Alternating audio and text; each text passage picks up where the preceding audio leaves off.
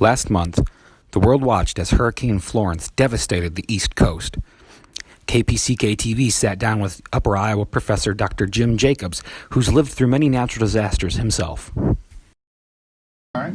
Well, I've got quite a bit of history. I tried to timeline some of them, but there's a couple that I forgot how to really name. But I'll go through them. So I was in the Marines for 9 years, and one of my first deployments went over to Desert Shield Desert Storm, and that was naturally a disaster when they lit up all the oil fields and things of that nature, and both a humanitarian and a civilian crisis as far as that's concerned. But when it came back, we also went on another, we call it Westpac or West Pacific cruise. And when we were going through there, we were coming towards Subic Bay in the Philippines. We were supposed to stop there. And Mount Pinatubo blew up right before we got there. So luckily, I guess we weren't there when it blew up, but it sprayed ash everywhere. And then we were part of the humanitarian effort to evacuate all of the Americans and any of the workers that were on those bases that were in the Subic Bay area. LA riots, another man-made disaster. So I was out there for that in '92. Somalia, went back there, Operation Restore Hope in Africa, and our main purpose for the Marines there was to secure the grain convoys and to secure the area so that the Red Cross and the UN and everybody else can go in there and try to stabilize that government.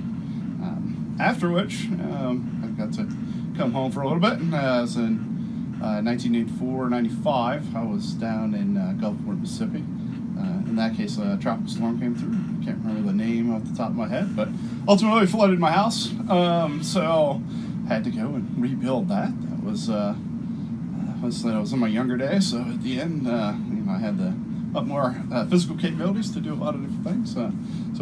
But ultimately, the Red Cross and those, the same thing, help out quite a bit. So if you're looking for places to contribute, if you can't go, then help, and usually they're going to frown upon you doing so. Give some money to the Red Cross, and they'll spend it wisely and get out there and help those folks. We had another event as well. I was also down there for Katrina in 2005. So large hurricane devastated, and mostly what you got on the news was New Orleans was the big player, but if you looked at the Mississippi Gulf Coast, that's actually where it made landfall. It ripped it up, and you can see a lot of images out there. And our job, at that time I was working for SkyTel Communications, and our job was to go out there and set up communications for FEMA so that they can process claims requests, set up phone networks, because at that time we were part of MCI. So we set up phone networks because all the phone systems and electricity was down. So we went down there, set up satellite phones to get people to call out. We also did coverage maps and set up towers. The coverage maps was to find where people were. If you're familiar today, everybody's got GPS on their phones.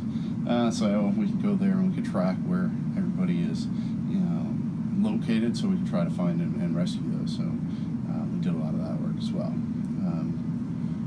So recently it's been fairly uneventful after that, but so it's quite a bit of stuff. But I said my advice said, you just get in the way if you go in there. That we've got people that either are trained to do other things, like the Marines, and so we'll go in and help, or the National Guard, and they'll go in and help.